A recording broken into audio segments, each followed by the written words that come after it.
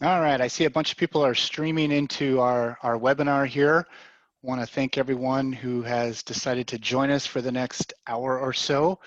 We will actually let people roll in for another minute or so. So for those that are here and getting settled in, you do have an opportunity, one last opportunity to get your last drink of water, grab your lunch if it's lunchtime for you on the East Coast and here in the Central Time Zone. And so Al and I will get going in about another minute or so, everybody.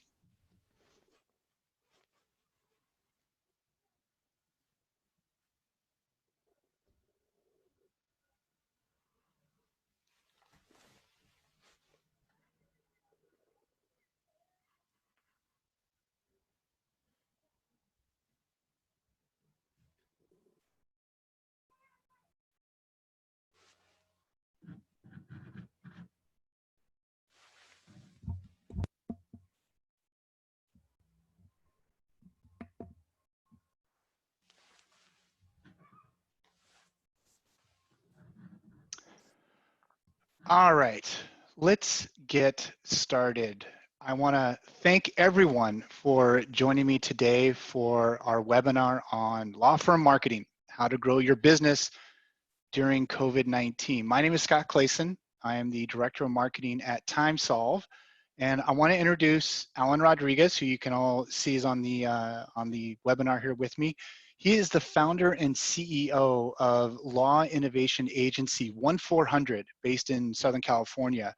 1400's mission is to help create a world where all people have access to justice. He's been serving in the legal industry for over 20 years, and during the course of his career, he's built a reputation for creating innovative legal service products, marketing solutions, and helping law firms adopt technology for increased efficiency, which is near and dear to our hearts here at TimeSolve.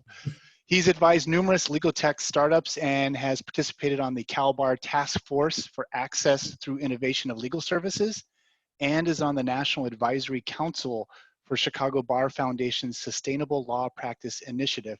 And he's just an all-around great guy. So Alan, thanks for taking time to talk to me today. My pleasure. Thanks for inviting me. I'm really looking forward to this webinar. I think it's very timely and excited to talk about this stuff.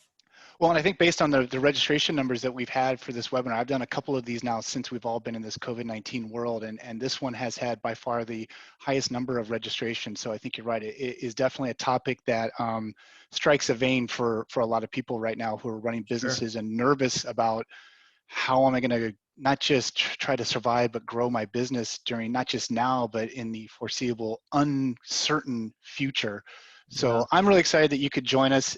In full disclosure, Alan and 1400 actually did work for TimeSolve when I first started with the company 4 years ago as the very first marketing person at TimeSolve. And their organization and this group, and Alan especially, really helped lay the foundation for our growth that has happened at TimeSolve. So that's a nice segue to, for those of you that aren't familiar with TimeSolve, we're a web-based time and billing solution, and we've been helping law firms of all sizes increase their efficiency and their profitability for over 20 years. I've been with the company, like I said, for the last 4 years after spending 20 plus years doing marketing in the amateur sports world, and I also put in a 3-year shift as a high school history teacher. So I love doing these webinars because it kind of gets me back to my teaching roots, and which is really one of the things I absolutely love. So also, by the way, TimeSolve, we've been a work from home company ever since we spun off from Thomson Reuters in 2006. So we have plenty of experience in this environment that you all have had to adopt to in the last 2 months or so. And in fact, I did a home office special webinar back near the end of March that's on TimeSolve's YouTube channel if you want to check it out. It gives, I think, some interesting tips about how to navigate working from home based on just the experience that I've had in doing this for the last several years, and also doing it previously. I know what it's like to have little kids, literally bouncing a baby on my knee back 15 years ago with my my baby son trying to write code for a website. So let's go ahead and start talking about law firm marketing a little bit. Everyone who's on the webinar here is on mute. We do have a section where you can lay down some questions, ask some questions. There will be a Q&A time period with Alan near the end, but please feel free to kind of just drop questions as you think of them, and I will get to them when we can. The format here is going to be pretty informal. It's going to be Alan and I, chatting just kind of a lot like this. Alan might have a couple of slides that he might share to emphasize some points. But really, we want to break this down into kind of three main buckets to talk about. And the first is sort of, I want to get Alan's take on what is the state of law firm marketing since mid-March, since we've been in this world.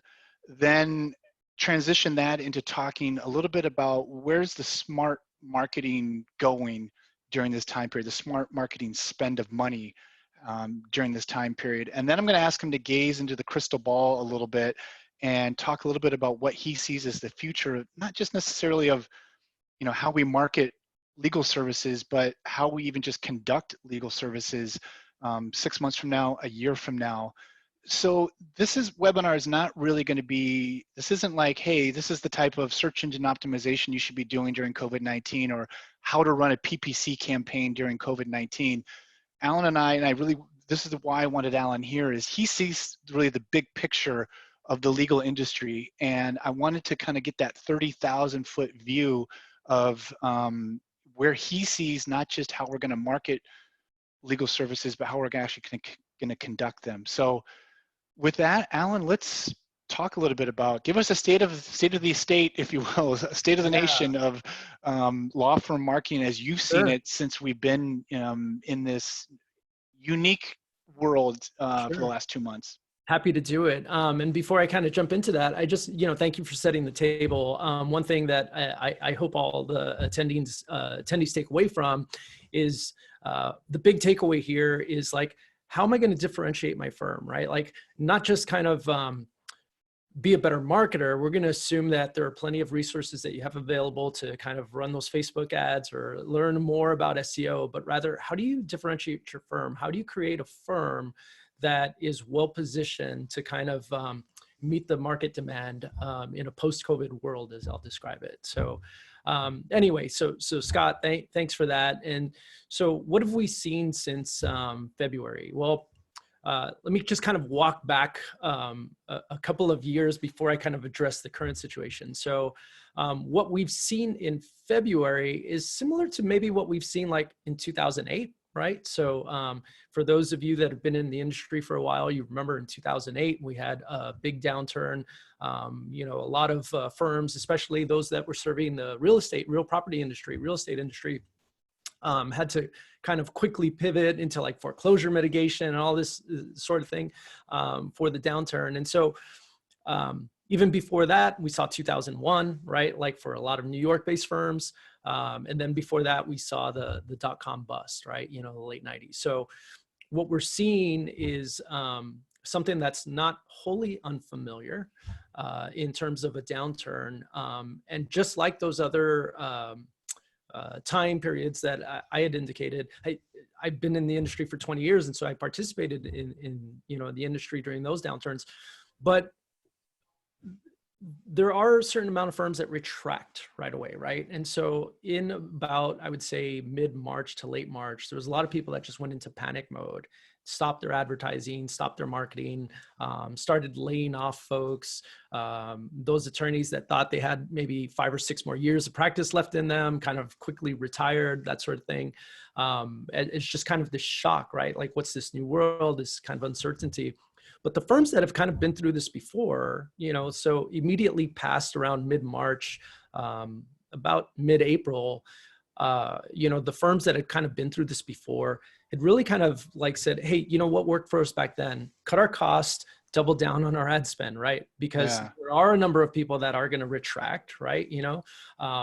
But the firms that have kind of been through this experience before really kind of understood like, hey, this is an opportunity to get the jump on my competitor, right? Like, this is an opportunity for me to kind of reinvent how I've done things in the past. And so think about like those same firms are kind of looking like, what are the opportunities, coming up, right? So for those boutiques that are doing like M&A work, like there's probably going to be a buying frenzy. I'm already seeing that activity on Facebook now, right? Like, so like, hey, I participate in agency owner Facebook groups, and we're seeing a lot of the larger agencies that are putting ads out on Facebook saying like, hey, looking for an agency in healthcare between, that's doing revenues between 2 and 5 million, that sort of thing. Everybody's looking for bargains. So, the people that have money are going to go out and continue to spend it because they think like, hey, there's bargains to be had. So, again, I think those firms that have kind of survived this before and participated in some of those recovery efforts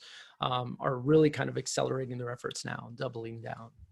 Well, that speaks to a little bit about, and you kind of touched on this, there's obviously not every law firm is the same, practice areas are, Sure. there's runs the gamut of the various parts of the legal world. So what practice areas are sort of almost seeing a benefit with the pandemic and can think about growth? And conversely, for those practice areas that no matter which way you slice it, they're hurting. Their business is absolutely Sure. hurting. Maybe Sure. like say personal injury lawyers, Right. perhaps, Yep. who are the most savvy marketers normally, at least I think of. Yeah. Like, should they be scaling back their efforts and doing that natural regression, or should those firms even be thinking about doubling down? Well, so I think you have to kind of think about like how you're going to reach your audience in the post-COVID world, right? So let me kind of get back to the first part of your question. Like, what are the areas that are going to see a boon? Well, as of last month, we saw, New York is kind of the epicenter for, infections and mortality rates, right?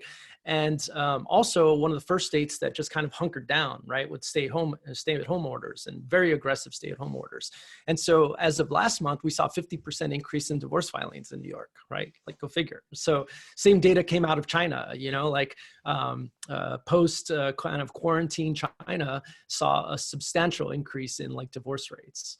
So, for family law attorneys, for example, that's one area where you've seen tremendous growth, and then not just in divorces, but in other areas of family law, unfortunately in domestic violence as well, Right. and custody, like there's been a couple of like Amber Alerts here in California that have gone off because like one parent's just like, I haven't seen my kid in 8 weeks. I'm just taking them. Right. In defiance of order. So,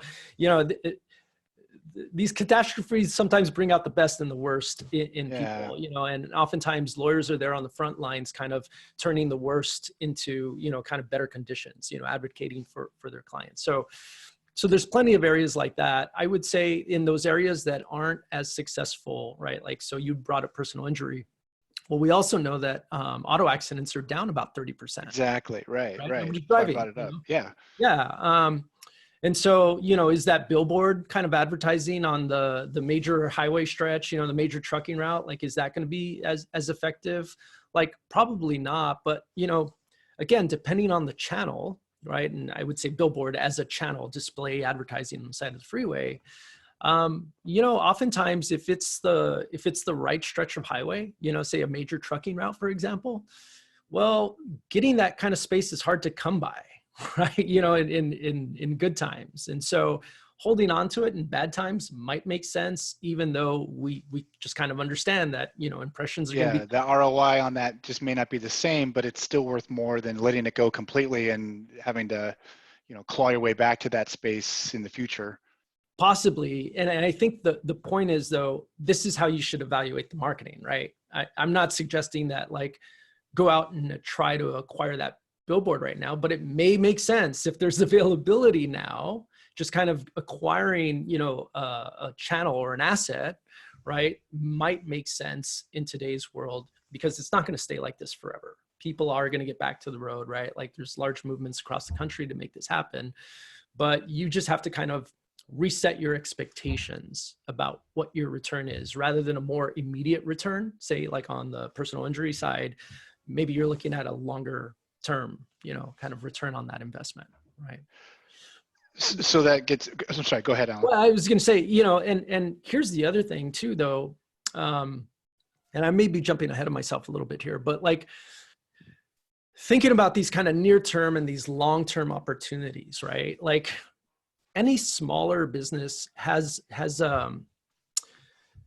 they can one up a larger business in the sense that like the larger business is kind of like, say, the larger firm, right? Like where they make decisions based on committee. They also have larger advertising budgets, things of Right. that nature. But they move slower. They're like a cruise ship, right?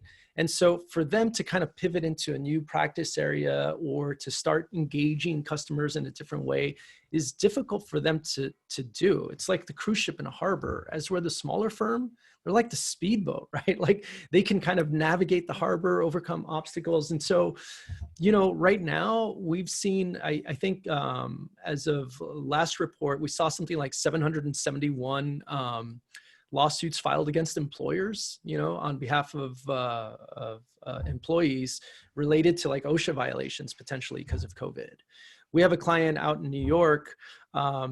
He runs a work comp firm, right? A workers' compensation firm.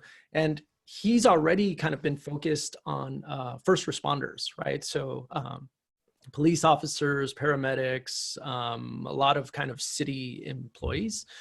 And right now they're all on the front lines, right? Like of getting ill, and his practice is just kind of blown up. And so he's been accelerating messaging, not just, you know, the classic injuries that you would get, say, from somebody working in the jail system or something like that, but like rather now because of illness related. And so I think there are ways for even personal injury firms to potentially pivot and respond to the more immediate kind of injuries people are suffering from.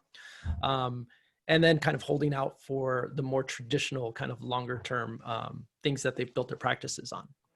So are you advising, you know, a lot of the firms that you're working with to do anything kind of radically different in how they're marketing, whether it's with their content marketing? I know from a time solve point of view, we've been trying to be conscious of, you know, everything that we put out on our blog and so on has to be through the lens of what's going on in the world. You can't be completely, you know, you can't just ignore it, but you don't want to necessarily dwell on it either.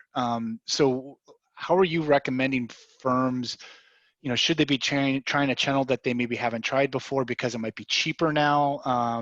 Or, you know, what's kind of the guiding light you've been pointing firms towards?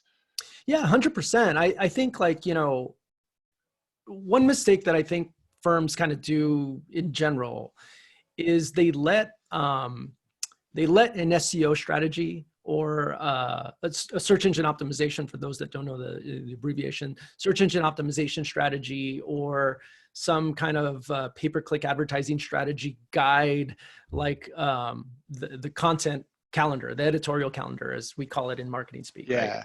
Yeah, yeah. And I've always Inside felt, baseball talk between Alan and I, right? yeah, Yeah. right. So, but I've always kind of felt like, hey, look, we should deliver content for the people first, and then let's just not ignore the robots, right? Like the search engine, web crawlers, right? You know, so we shouldn't let the SEO strategy guide the content strategy. Like what we should be doing is adding value to the people that have taken the time to kind of view our content, right? And so to your point, Scott, like we should always be sending out relevant messages, right? And when you think about like how an attorney adds value in general is not through a particular filing or a document that they give somebody in a transactional practice. It's by being a trusted advisor, is by guiding them through kind of the darkest of times oftentimes, right? Is to help them get past some compelling event that has driven them to their office. And so with regards to messaging, you know, I think kind of speaking to the legal issues that they currently face, and kind of learning what those are, right? Like is our challenge as service providers, and to kind of meet them where they're at. So in the case of personal injury, you know, teasing that one out as an example, I don't know that the topic of interest right now is auto accidents, right? Right, Like right. I just don't see more like that is kind of immediately relevant right now. But what is, you know, like you know, exposure, right? Like, you know, some kind of unsafe practice, maybe, you know, by an employer, for those firms that maybe do like personal injury and work comp or something. Usually, you know, we don't always see the mix in the same firm, but my point is kind of figuring out, you know, what are the issues that your audience is now experiencing in a post-COVID world, and then delivering them advice on those issues. And I think also when I think of, and TimeSolve has done this in the last 2 months, trying to, obviously everyone who does any sort of marketing, whether it's for their legal services, for us, for our software, it's about like, where am I getting the best return on my investment, right? Like, am I getting good value for the spend that I'm doing? So we've been thinking hard about, well, where can we leverage getting our message out without having necessarily spend a lot of money? And we immediately gravitated towards, and this is something I think a lot of law firms, whether they do it well or not, is your existing client base, those that you already are doing work for, can be your best advocates and marketers for you. And I look at, and you and I talked about this a little bit last week when we were prepping for this, like, what you do is kind of the work at the front end of, for a law firm, helping them get their business. Mm-hmm. TimeSolve, we're kind of at the back end. We help you get paid for the business that you did. Yeah. But it's a circle. And it's not just a linear type of equation, but it is the idea that use your back end wrap up of the finishing work you do for your client as a way to launch them into where should they go now to preach the message that you did a wonderful job for them. And like I've advocated, hey, use your billing software like TimeSolve, and write in your email message or your email with the bill. If you know it's a happy client, point them towards wherever you find is the best place for your particular practice to have them leave a review and say, they're going to leave a good review, obviously. Yeah. You can't, I know, ethically lawyers can't, incentivize their clients to, you can't necessarily say, hey, I'll give you a $10 Starbucks gift card if you leave this review. But I think, so if you provide the right services, and you have a happy client who is loving everything you've done for them, don't be afraid to ask them, hey, can you help a brother out? Leave a review, and here's the 3 places where you can leave that review. So I think that's an important consideration for a lot of firms right now. Yeah, for sure. So I think what you're, to use marketing speak, is like there's this kind of ongoing branding impression, right? So at every touch point, even when it comes to delivering the bill, right? Like a simple thank you, right? For allowing us the opportunity to provide value to you, right? We value your public opinion. Here are a couple of links to, for a review. I think that's well, one, I think you're spot on. Two, with regards to the same kind of question, what I find is that for firms that actually are more than just kind of a one-show pony, right? Like, they're like, they offer a couple of areas, a couple of practice areas, let's call it. Maybe actually one of the questions here are, what are the 3 number 1 ways we can advertise foreclosure, bankruptcy, and divorce custody cases, right? So that's an example of how a firm might be a little bit more diverse. And we'll answer that question in a minute here. But oftentimes your client came to you for a very specific issue, right? And then you help them with that. They're happy. Maybe they just don't know you service these other areas, right? Because that, it was just kind of outside of right. their focus at the time. And so just kind of going through that prior existing list, right? You've already borne the cost of that acquisition of those clients, right? And so maintaining that list, sending out regular communication, right? Like 3 months, 4 months, like post-prosecution of the matter, right? Hey, just checking in to make sure all's okay with you. Here are the other ways we've helped people, right? Yes. Like, like if you have any of these needs, or if you know of somebody that has these needs, we stand ready to help them also, right? Like just doing that and doing that consistently alone just extends the lifetime value of like the money that you've already spent to acquire those customers, right? Right. Like, You start getting into the multiplier effect of that one acquisition really didn't just acquire one client, but down the road after 3-4 years, it's actually acquired 4 new customers. Yes. And I'm gonna use a family law example of how this kind of works and how I want you to rethink marketing, right? So for divorce cases, divorce is very competitive, right? Like, if we're talking like Google pay-per-click advertising as an example, in a city like Los Angeles or New York, you're going to spend north of like $25 per click for like a divorce case. That's a click, right? You'd need about 100 of those before you start getting like a 3% conversion, and you need X number of conversations before you actually retain a client Mm-hmm. with your $5,000 initial retainer or something, right? So that's kind of how that math kind of works and all that. All law firms are spending all of their time trying to advertise on that front end to get that initial retainer in. But here's the thing, there's so much lifetime value post-divorce, right? Think about it, enforcement of orders, right? Continued custody disputes, right? Way down the line, there's quadros if you do that, qualified domestic, orders, right? So like, there's so much kind of, I guess, lifetime value in a post-divorce matter, but nobody's trying to go after that, right? Like everybody's going after the front end, driving the cost of that advertising up. If you just kind of thought through, like, and family law attorneys already know this intuitively, what is those kind of lifetime events post-divorce, right? Prenuptial agreement when they get ready to remarry or something like that, right? Like what are those things that are going to happen post-divorce for up to 10 years? And then what are the kind of timeframes on average when those things are likely to happen? And then like continue that marketing message all the way down for the lifetime of that person. And then think about this, right? Like you've done such a good job of being that trusted advisor for that person that then they come to you and they'll call you, hey, Scott, I was involved in an auto accident. I'm not sure if you do that or not, but like, you're like, no, I only do divorces, but hey, like now I have first right of refusal, right? Because I own the relationship. Say, but look, I've got a guy, Omar, he's great. He does this all the time for me. I'm going to put you in touch with him. I vetted him. He's in good standing with the state bar. He has malpractice insurance, whatever the sell is that you use, right? To like validate your referral network. Now you give it to Omar and Omar gives you 20% on that take, right? We're allowed, obviously. But my point is like you own that relationship for the entire life of that kind of client. And it costs you whatever it costs you on the front end to get it. But now you own that and the friends and all that because you've taken the time to kind of like just not be a one and done kind of person.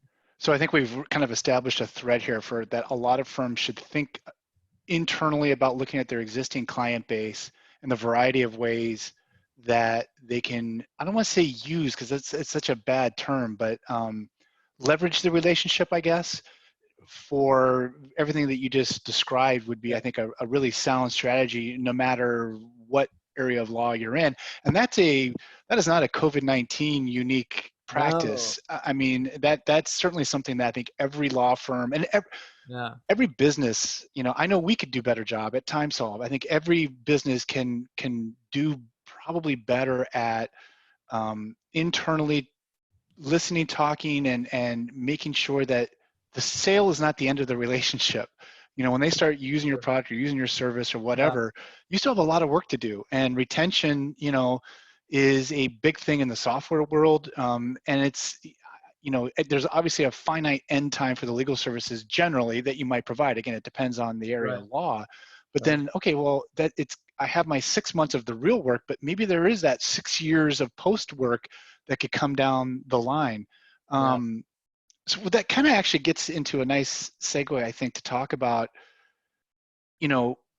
we're talking about how are we going to market during COVID-19, but let's discuss, are we really marketing the same types of legal services as we were back in January? How do you see kind of like how we're all going to be practicing law, and by we, I mean, not me, but how the law firm is going to be practicing law 6 months from now, 9 months from now? And I know this is a topic that you can really sink your teeth into and that you have a lot of interest in, not just how we market the firm, but how we are running law firms in the future. Because, there's been, at least in the legal tech world, a lot of discussion that this is the day of reckoning, if you will, judgment day for law firms, because they have a reputation for being technology laggards and generally being more risk averse than other businesses. It's kind of the nature of being a lawyer, and that this whole situation has forced a lot of law firms out of their comfort zone, out of the way they've done things for 20. That's just how we do it at the law firm of Clayson and Rodriguez. So do you think this really is a judgment day time for law firms, or is it just like hold down the fort time and things will get back to the way they used to be for 9 months? And should they be like that? Yeah. So you're asking a guy who's built a career on kind of trying to drive innovation in the industry, right? Like, and in lawyers' defense, look, everything about like your education has taught you to look to the past for answers, right? It's called Right. precedent, right? Like you don't get rewarded for being first, but innovation does happen in the future, right? And that's where kind of collaboration with people outside the industry sometimes is beneficial, right? So I think there are a couple of factors, right? So, you know, COVID-19 has done for the industry what or organizations that I've participated failed to do for like, the 20 years that we've been on. It's done in 30 days, it's like force this adoption of technology and that sort of thing. So to your question about like, the new norm, I think this, this issue that we're all dealing with, in America is going to transform behavior, right? It takes, 30 days to establish a new habit and like 6 months to kind of break an old one. And I think many of us, like in California, at least, we're 8 weeks into this new habit of stuff, right? And so like, give you a description. I'm going to translate this to legal services here in a minute. My old habit was I'd go to the supermarket and I'd go down my aisles because I knew the kind of things that I'd, pick up on a regular basis. And I might discover a new product along the way, a sample or something like that, right? But for the most part, I was there kind of collecting, the stuff that I did. Now it's just all Instacart. It just gets delivered to my front door. I don't want to wait in line, like I don't want to like do all that sort of thing. And so like when we think about the application to legal services, the old way, I'm going to use an estate planning example. The old way of getting your living trust done was, friend or family referral, right? Like that's still going to hold true in the post-COVID world. Lacking a referral from a trusted, friend or family member, probably a Google search or a response to an advertisement, right? On the various channels where that's relevant. But then there's a couple of calls, especially like say in a smaller firm. In a smaller firm, the attorneys may be prosecuting a probate, they're in probate court in the morning. The person makes an outbound call, then goes to work. The attorney comes back, checks messages, makes that call in the afternoon. Person's at work, so they don't pick up, right? They go through a couple rounds of phone tag, they get in touch, and then they set up a time for them to go into the office.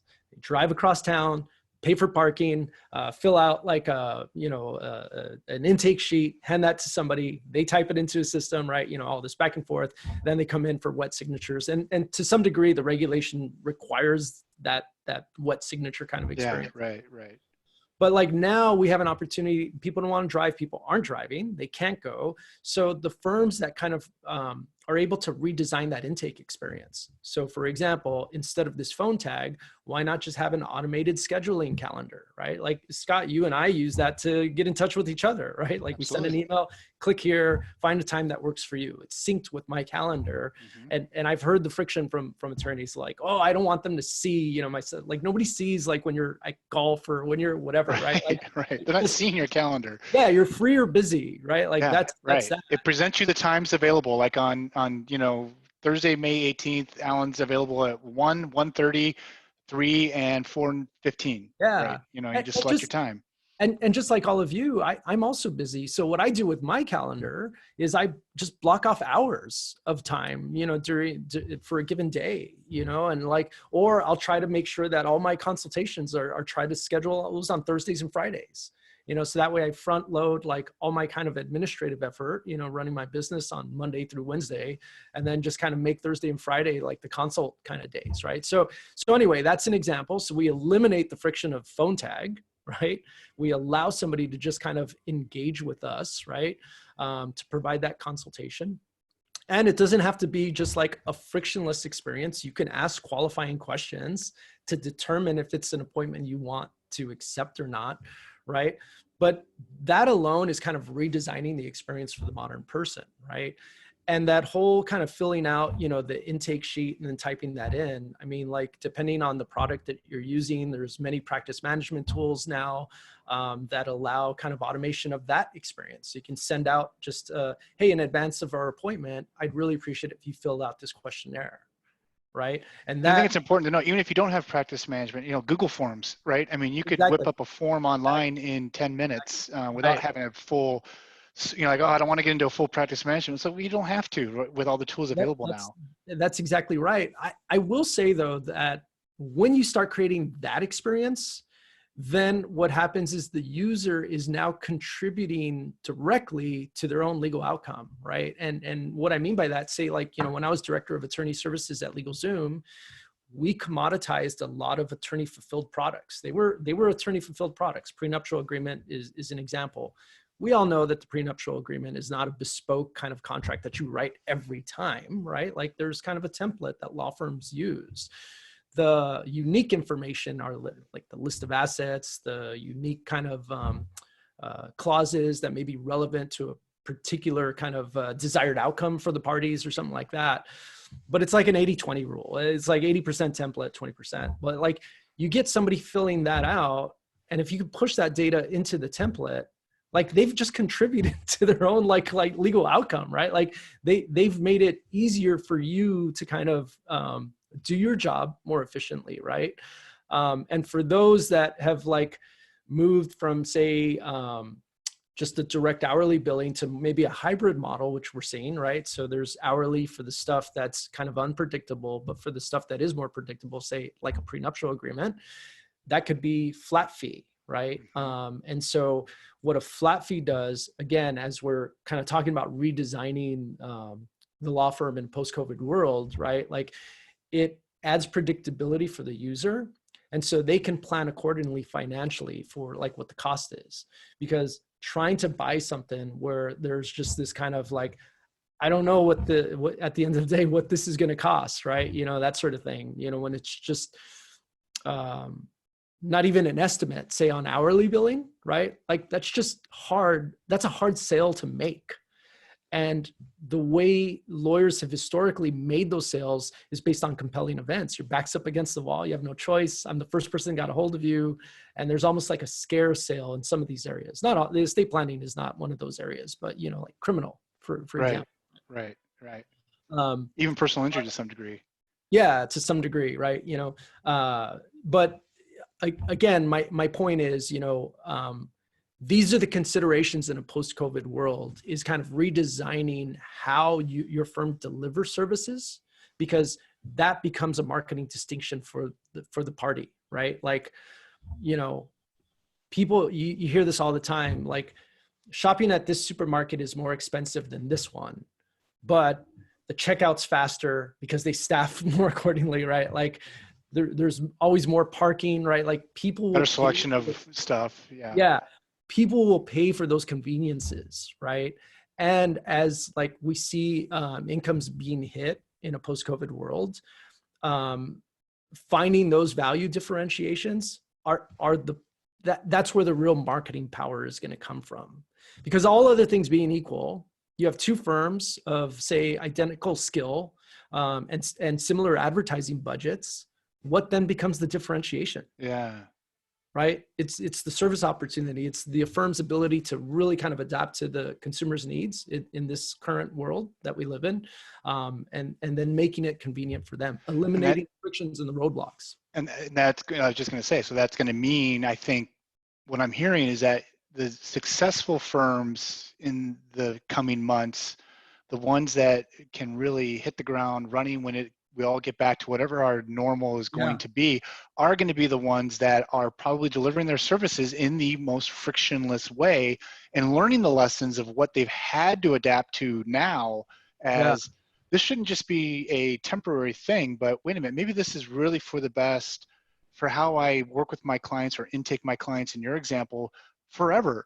So they don't have to drive across town and pay for parking and do all that. We're all used to Zoom meetings now, or whatever the medium is. I mean, it's not completely like a foreign concept to have a video conferencing like it was even 4 months ago, you know, Yeah. again, for a certain percent of the Yeah. population, you know, when I FaceTime my mother, I'm still looking at her knee most of the time and not at her face, you know, but I think it's, it's the type of situation where if it's kind of like adapt or die, right? I mean, grow Yeah. or die. You need to understand that people are going to, it's almost like the new expectation, kind of like, you know, 20 years ago, I'm sure, or 20, let's say 25 years ago, 1995, maybe 1994, you know, how many law firms were reluctant to send an email to a client, right? I mean, that was kind of, that was new technology. There was like, there wasn't the expectation that you would be sending an email, and there was all the is it secure, confidentiality, all of that.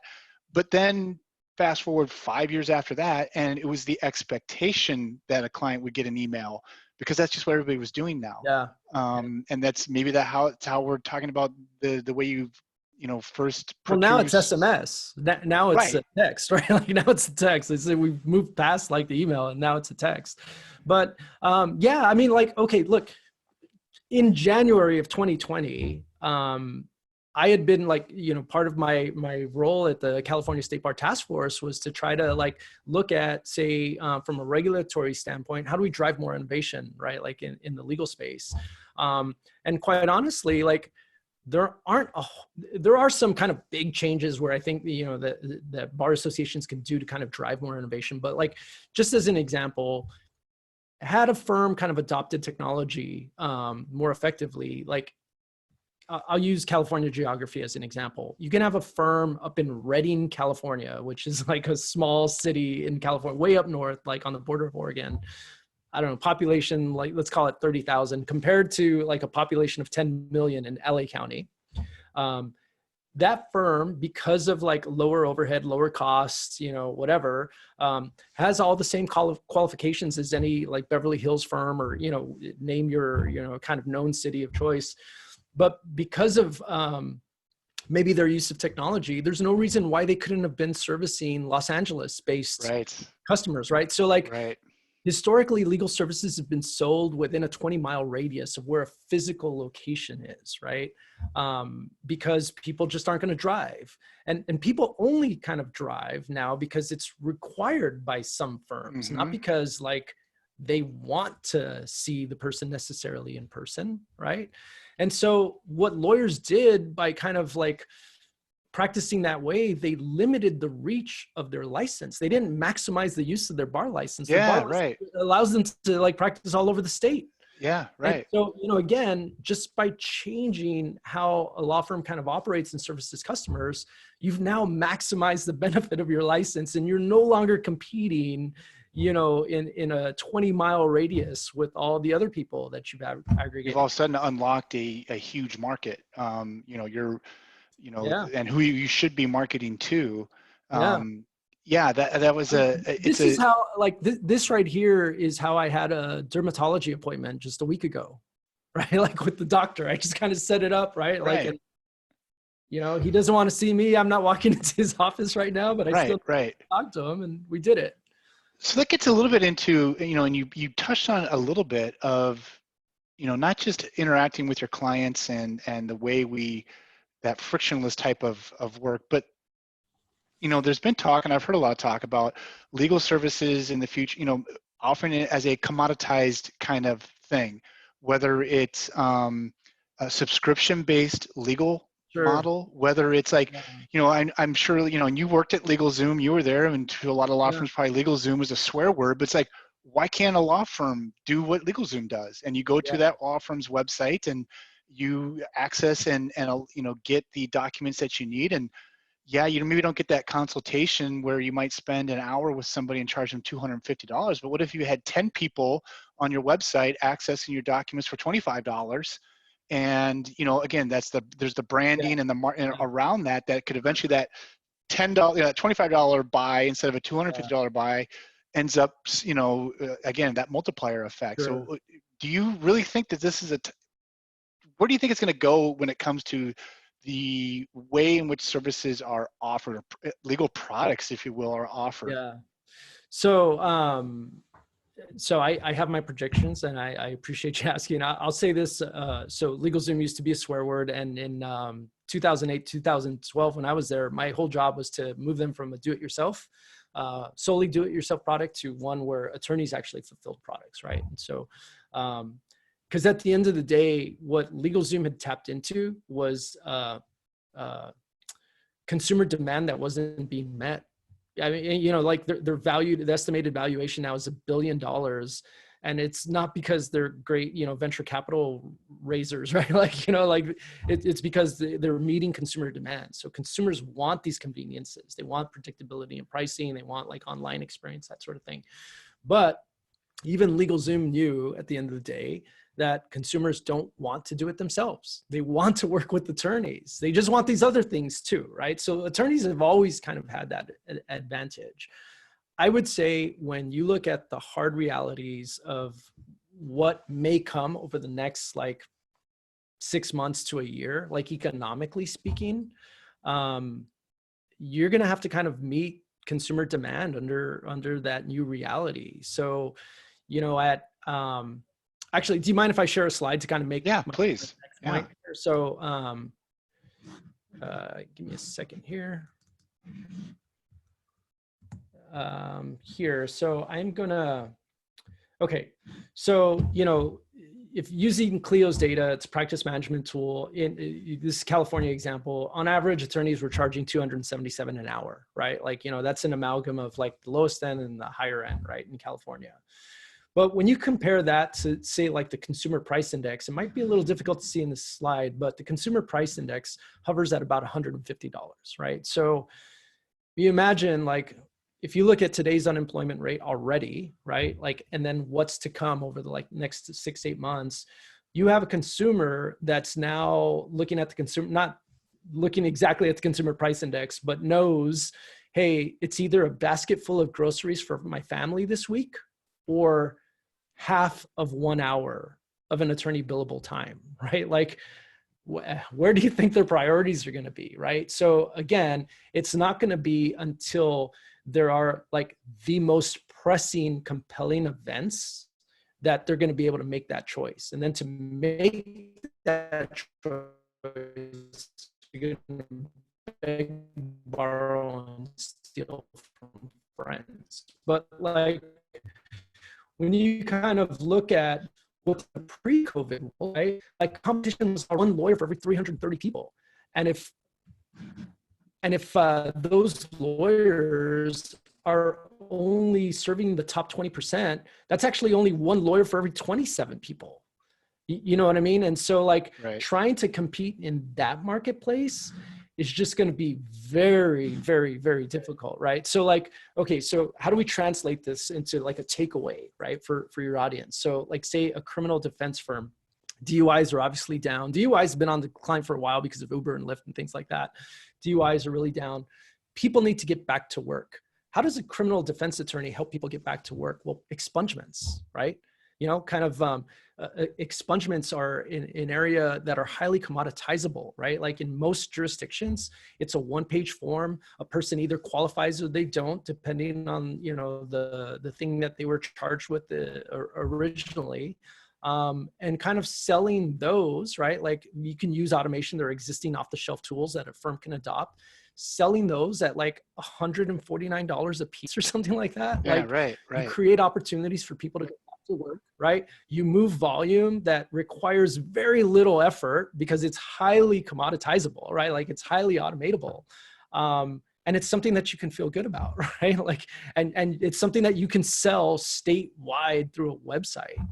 It's also a reduced barrier of entry, kind of free. So like, this is what I'm talking about, like marketing, you know, changing your perspective, changing your practice and how you reach customers and the services you offer them is all the marketing one may even need to do, right? Just to differentiate themselves.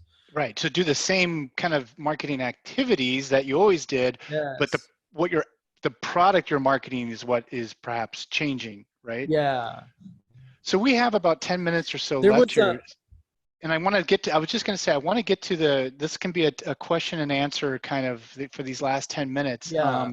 So we do have a question that Patricia's, I know, has been waiting patiently on for a while. And for anybody else that has any questions for Alan here about, direction of marketing, what they should do, those sort of things, this would be the time to put it down at the bottom of your screen. You should see an icon that says Q&A. But Patricia did ask a while back, like, what are the 3 #1 ways to advertise foreclosure, bankruptcy, and divorce/custody cases? Pretty granular, finite question, but where are you at with that, Alan? Yeah. So in general, what I'm seeing is like people are spending more time on social media. And so if you're not kind of advertising on social media, I'm not talking about like just kind of sharing posts or, like that kind of organic social media material, but rather advertising on social media. So direct ad spend, that's proving to be a very robust channel. We're seeing that data amongst our clients comparatively. Like if you look at, say, what $1,000 on Google ads will get you versus like, say, Facebook ads, you're probably looking about roughly 4x the volume of click activity or impressions on Facebook for that same ad spend. So dollar for dollar, we're seeing more useful ad dollars being spent on Facebook. Now, for foreclosure specifically, that's kind of an interesting area where I think that's one of those areas that are still kind of best served by direct mail, to be honest, right? So like you capture, you run your Facebook ads and your other kind of digital ads to catch them digitally, but you can work with a data provider. I won't name any specific ones. If anybody wants to reach out to me for a particular referral, I'm happy to do that after the conference. But you can work with a data provider to get a list of people who are late on mortgage payments. And you know exactly, right? Like, so, right. So this is all happens on a credit report. And so you have within 30 days, you're going to know exactly who's late on foreclosure, right? Who's late on mortgage payments. Through a credit report, and you can send them a direct mail piece, right? And I think sorry, go ahead. Go ahead. I was going to say, I think it's important too, when you talked about, people are spending more time on social media. As a firm, you should, if you don't know already, where is your target audience? Which social media platform is your target audience spending time on? Because there's a big difference between perhaps an audience that uses Twitter as their main social media platform versus LinkedIn and so on. And you need to be aware of, which would be the best of these various platforms to put that spend into. Yeah. So, again, I think this comes to understanding your audience, right? Like the next question up here is like business litigation. So maybe that's a good tie-in, right? So like, so in the business, we'll pivot a little bit. So for the business litigators here to kind of address this one question here, are you're going to find small businesses on Facebook? Sure. But you're going to find the decision makers at small businesses on LinkedIn, right? Like, so what's interesting about like LinkedIn's advertising platform is that you're able to not only kind of segment the audience by like, say, state, or jurisdiction in your case, but also by industry. So if you found that like, hey, we've done a lot of work. We've had most success with manufacturing businesses, right? Like domestic manufacturing business or whatever that kind of niche is. Well, you can dial that in LinkedIn. You can find everybody, in manufacturing. Then you can segment your audience also by like job title. So who is the person that's most likely to hire you? Again, depending on the size of business, it could be a general counsel that's looking to outsource, like collections matters or something like that. Or, in the case of a smaller business where they don't have a general counsel, it could just be some C-level title, right? At a smaller business, that's probably, let's say, between like 3 to 10 million in revenue. It's kind of a sweet spot where they haven't hired general counsel yet or something like that. Again, social media, but kind of knowing your audience, right? And where they're living. Yeah. That second part of that question too. And the question was, what do you see the future for business litigation and business litigators for small and mid-sized companies, not big companies, but then how to market to that future reality as well was kind of the follow-up by Mark. Well, so specifically like business litigation, I mean, like think of all those force majeure arguments that are going to be happening. Oh, Right? Like, yeah, how about it, like, huh? yeah, and so like delivering content on like, hey, what does force majeure mean in your contract, right? Like whatever type of contract that might be, like, I don't know, manufacturing agreements, buy and sell agreements, like whatever, all the deals that are falling out, right, because of the timing. Think about that, like business litigation. I mean, just think about like what the economic crisis will bring. So, I could see that where you could, the idea of really, to me, that could be driven by your content marketing strategy of whether it's, a series of a blog series on, because you might do business litigation that's specific around the event industry, all these events that are being canceled left and right in the force majeure. So you put out a 3-part series that has your expertise, and then leverage the heck out of making sure that it got the keywords and everything so it ranks high when people are doing a search for event contract, force majeure, your blog post comes up. That is what I could see that going that direction. Oh, totally. Yeah. And what are the issues that being litigated by small businesses, right? We give one example, but like collections, right? Like commercial leases, like my landlord's still sweating me for, the rent, and I'm Right. good on it, but I'm working from home, right? Like, and quite honestly, as it turns out, we, in hindsight, we've got more office than what we need. So, kind of negotiating with our landlord, pre-litigation even, right? Like that's a good way where maybe a litigation firm pivot in the current economy can start servicing people pre-litigation, anticipating that it might go down that route, right? So, right. Kind of adjusting this one question. So I think you just need to look at like writ of execution as a key phrase, right? Like all the collections matters that are going to be coming out, like enforcement of judgments, things of that nature. And so, the follow-up question there, how to market to that future reality. Well, I think we gave a couple of indications, like on maybe using LinkedIn as a channel. Certainly Google Ads is still a relevant channel. But again, it's making sure that your ad copy meets addresses kind of the need that we're seeing now. Right? Understand where your customer, your future clients are going to be, and meet them there. And that's where I think, where, yes, I agree, social media, but you got to anticipate like when the future reality of business litigation, what are the kind of search phrases and keywords that people are going to be using when they sit down in front of the old Google machine, and focus your marketing efforts in that direction and meet them there when they start trying to like they're having that oh crap moment, and they do a Google search. That's what we all do, right?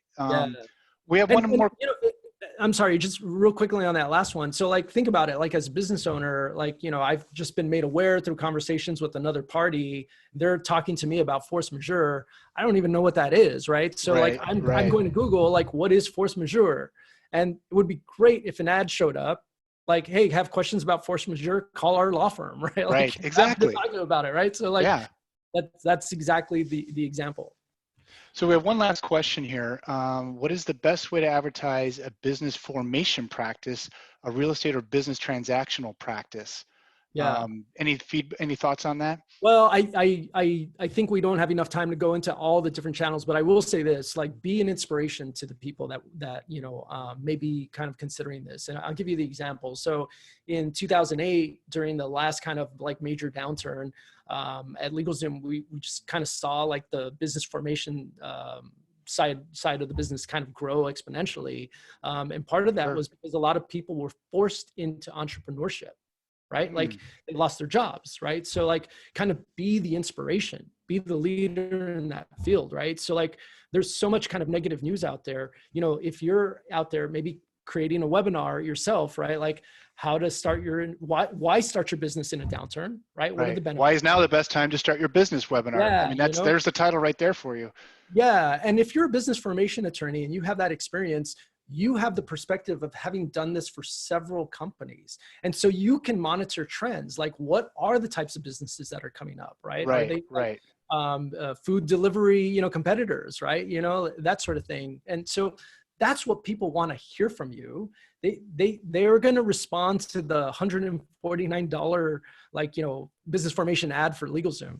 I get that because they're price conscious, but The value that you bring as an attorney to that specific product is the operating agreement, is the perspective of like what businesses are, what are the trends, and that's what you should be selling, right? Not Like, just the downloading the LLC document, yeah, right? exactly. Yeah. Well, hey, Alan, we've run up against the top of the hour here. I want to thank everyone for joining us. We had a great turnout, some really good questions, and I hope everyone learned some valuable information about not just to think about how to market their services in the future, but how to maybe change the type of services that they're delivering in the future. I will have a recording of this that I will send out to everyone that registered, so you can watch this at your leisure. I'll also put it on the YouTube page for TimeSolve. And I want to thank Alan, you for spending this hour with me. No, it was my pleasure. It was really fun. And for the questions that I didn't get to, or maybe somebody didn't have to ask, I'd love for, some follow-up. So if you want to send me an email, it's Allen, A-L-L-E-N. Maybe you can chat this. I'm going to put this in the chat right now. Yeah. ALLEN at ONE400.com. All right. So let me make sure I'm getting this to everybody. So Alan, it's just Alan at 1-400, right? Yep. ONE400.com. Is it 1-400? I don't recall. No hyphen is necessary. Okay, so just 1-400. Yeah. So there's the email there. Okay, there's also a question that came in on chat, it looks like a while ago that I missed. Can Alan supervise setting up a virtual estate planning? Oh, looks like you already answered that. Yes, was the answer to that. Okay. I know Charles too, so I'll just call him. Oh, you do? Okay, perfect. All right. Well, hey, Alan, thanks for your time. And everybody stay safe, stay healthy, have a great rest of the week, a great rest of the month, and we will catch up with everyone soon enough. Thanks, everybody. Got it. Bye now. Bye.